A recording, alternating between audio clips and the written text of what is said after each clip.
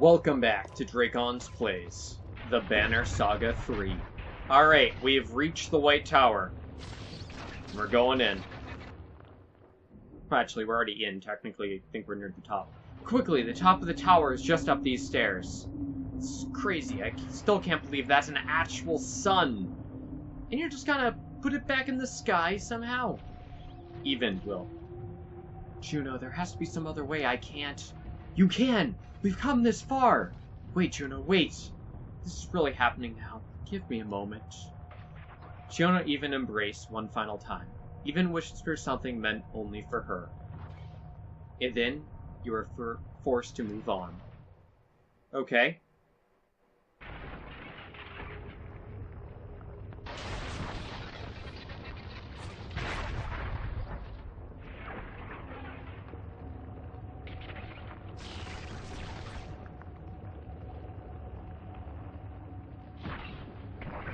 The world lives or dies here. This is it. Alright. There we go, then. That is just a giant tuning fork.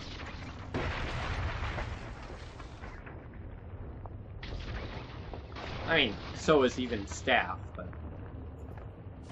The center of the tower, Juno sits upon the pedestal, and even reluctantly begins his task. Juno hovers in the air, immobilized. She looks peaceful, as if finally letting go of the burden she had carried this far, when you hear a familiar rumbling. The goddamn serpent! Who's all jacked up.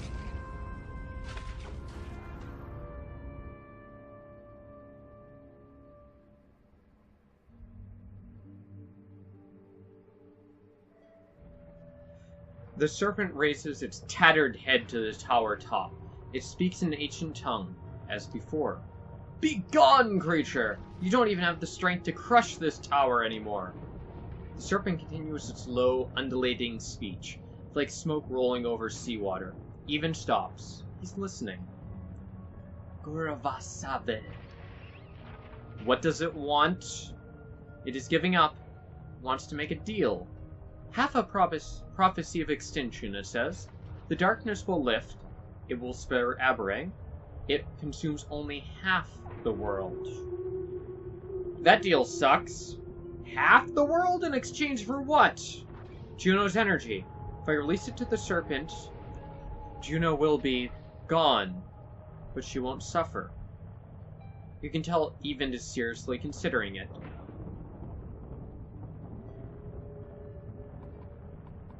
And you're gonna trust this thing? I am negotiating with it. Negotiate with me. Even returns his attention to you with frustration on his face. Behind him, the serpent slithers in resentment at being ignored. Don't you understand what is happening here? How could I? It's been nothing but lies and secrets since we first met. What choice do we have? Try to imagine if I told you the truth when we met.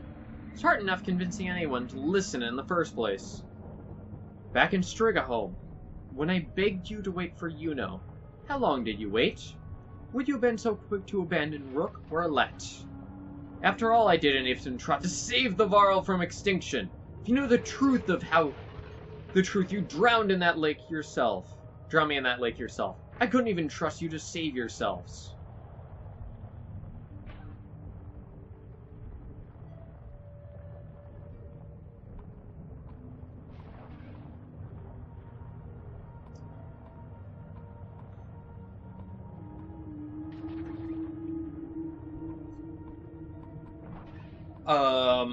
Okay. So I'm trying to remember what we did in this playthrough. Based on the options, I guess we did wait.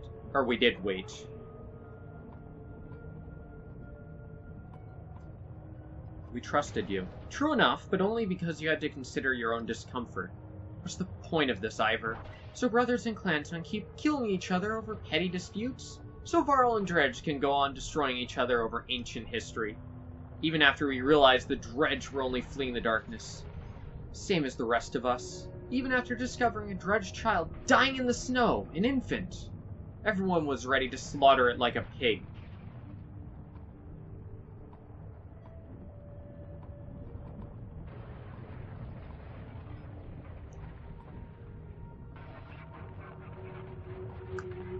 and yet it lives. So maybe 1 in 1,000 is spared. Is this really what you want to argue right now? Look, you made good points, but try to put yourself in my position. Ask to weigh the fate of this world against their loved ones. Would anyone choose the world? The serpent slithers anxiously. He's not accustomed to being ignored, but even seems determined to get this off his chest. We both know how this world really is. Remember Diglinder's Godstone? That old woman lies to our face about who attacked who. Then she mocks us for not butchering that stone hurler on sight. Even with the truth laid so bare before us, there was a debate.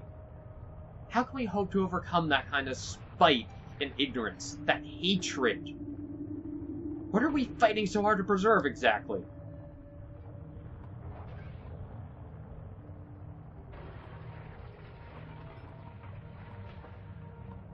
I will hope until there's nothing left. I know you believe that, but you don't know the depths of it the way I do. There was a woman near Umso River, after we somehow survived crossing the chasm. Some of her own clansmen tied to her stake, which they scream! She was meant to starve to death. Still see her face, the torture and the pain. Do you remember how many days she had hung there, starving before we arrived? 3? So they told us. Or maybe those men lied. With the sun stopped, maybe they miscounted. She had been there at least 7 days already. I could feel her agony in the tapestry. According to their own absurd rules, it proved she wasn't a witch. She should have been freed. Can you imagine suffering like that for a world that doesn't even remember you? That's what this is about, isn't it? It's about Juno. Of course it is, Ivor! Duh! I'm not trying to make everything about Juno. I just need to believe in what I'm supposed to do. Even seems to be swayed by your arguments. The coils of the serpent are wrapped tightly around the tower. You can feel its patience growing thin. When we found Juno's body smashed and broken on the frozen sea, I saw that same fate for her, as that poor woman starved to death. Suffering alone, forgotten. Everyone else is so quick to give up on her. I'm grateful that you did not. But that's what you're asking me to do now. I must sound pathetic. Realize it has to be hard to sympathize. But maybe of all people, you can, Ivor. When you stood against Bellower on the bridge at Iftentrot, I finally recognized you, and I knew what you had done to Reyes and his child. He followed us both to Busregard to finish the job. What would you give to have Rook back? Don't make Juno suffer an even worse fate. Please, Ivor. Trust me to find a solution. Even turns back to the serpent, its body radiating immense power as he speaks to it again. Elfrond gives you a severe look, as if to say he lies. You recall her plan to complete the ritual in place of Even.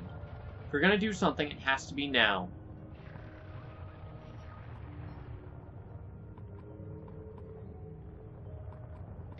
Oh god, man.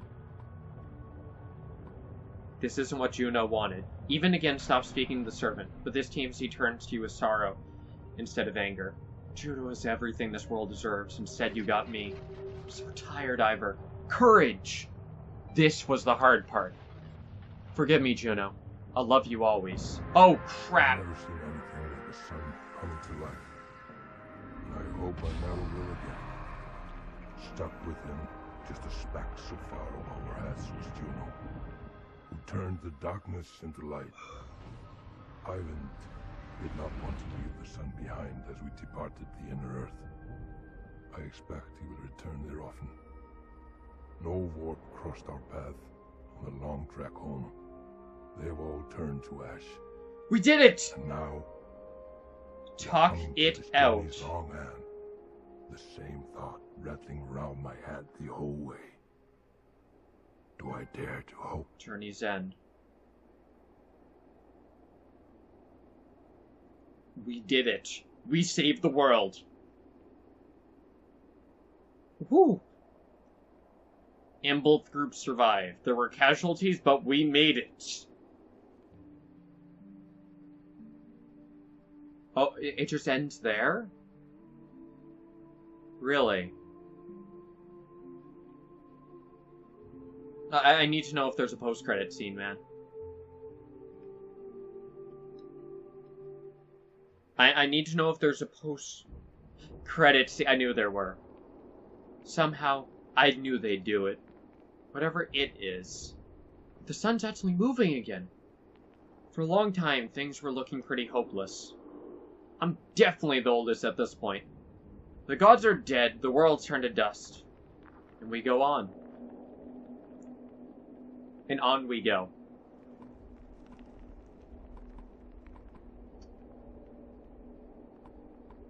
What's next? Time passes. Life will return. Grass and green will sprout up from the dust.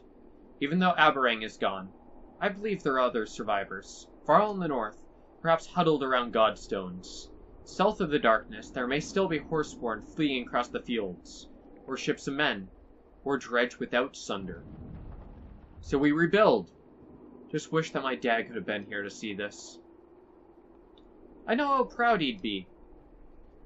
For a long time now, I've been thinking of an epic poem. You'll never guess the inspiration. Would you care to hear what I've got? Please.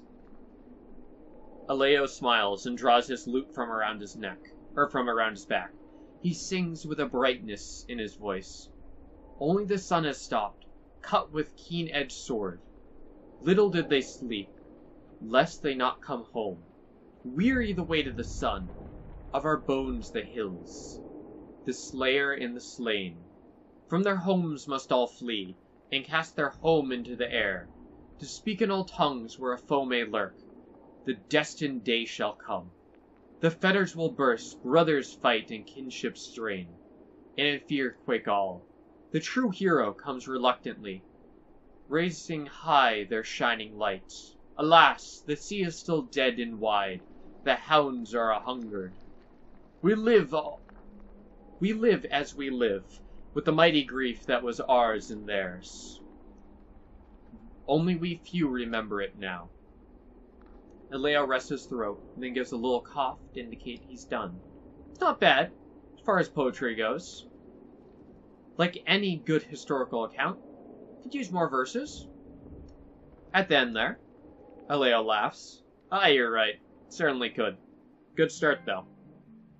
Dredge Lover. We're popping trophies left and right, man. Ha. Ah, nice picture of, Alette with, or Ivor with Alette. Bellower and Folka. Oh man, this music. Oddleaf and Alette, I think? Because she's the one that taught Alette to shoot, correct? Ah, oh, the little dredge baby.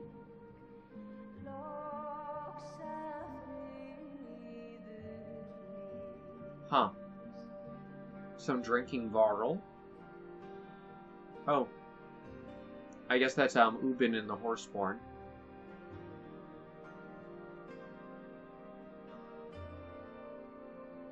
That is someone punching Rugga.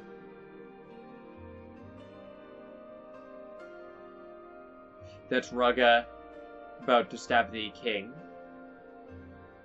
I'm blanking on his name. Eric. Eric taming the bear. There's Ivor. Rugen and... Oh, nice. There are Elfon and the 3 dredge we saved. Kids playing as dredge.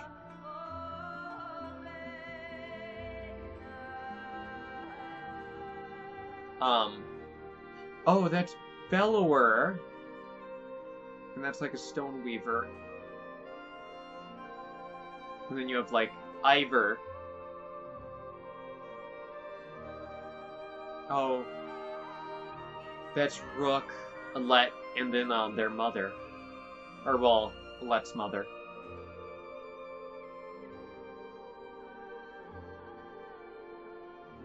Is that Even and Juno? I think that is. Bunch of Varl. Godstone.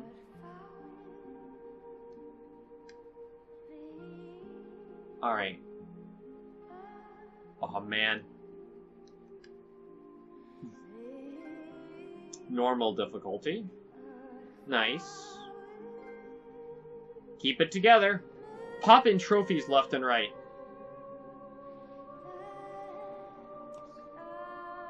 Is that it?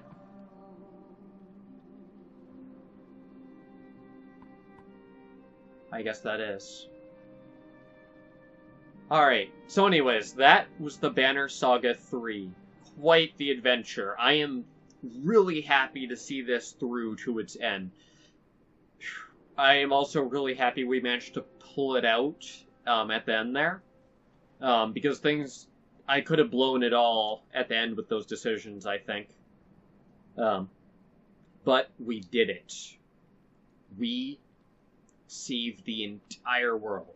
Our group in Aberrang managed to hold out. I kept most of the Ravens alive. We suffered casualties along the way. Krimmer, Folka, trying to think of who else. But yeah, there were casualties. Triggy went down. But yeah, along the way there were casualties. But we did it. We pulled it together. We managed to survive until the end. Man, these games were so good. I love the dynamic between like armor and strength. How strength was both your health and your damage output. Really clever decision having no good ways of healing strength. You only got it with Elfron at the end, and at most she could only heal like 3 or something like that. So it's like, yeah, up until like, actually, I think she might have been able to potentially heal like 6 or something. But yeah, up until the end, in the Banner Saga 3, there was no way to heal strength. You could heal armor though by using menders, which was very, very useful. Like, menders were the best support characters just because of that. But no, the characters were all amazing. The writing was fantastic. I love the setting and how they kept introducing new layers and building everything up and explaining everything. I'm honestly super curious. I would be really interested in knowing how much of this they had planned out in the background. So, like, yeah, how much of like this ending and like the dredge coming from like a world below, the dark sun, even in Juno's like backstory, how much of this was planned out ahead, and how much should they make up as they went? Because I feel like just based off of the writing in the first and second one, big pieces of this were planned, but it was probably a lot of the details and how they got from point A to B that they filled in whenever they were working on the next one of these. I feel like that's how this had to go, because it didn't feel like they were just tacking on stuff and making it up completely as they went. It feels like it was planned, like very deliberately planned to lead to this moment with Evind at the top of the tower. It feels like all that was intended from the very beginning. No, I definitely super enjoyed these games. I can't wait to boot up my good save file and play through this one, knowing all of the decisions and seeing how good things can go. Because, yeah, I did alright in the first 2, but not amazing. But the third one, a whole bunch of my decisions from the first 2 started coming back to get me.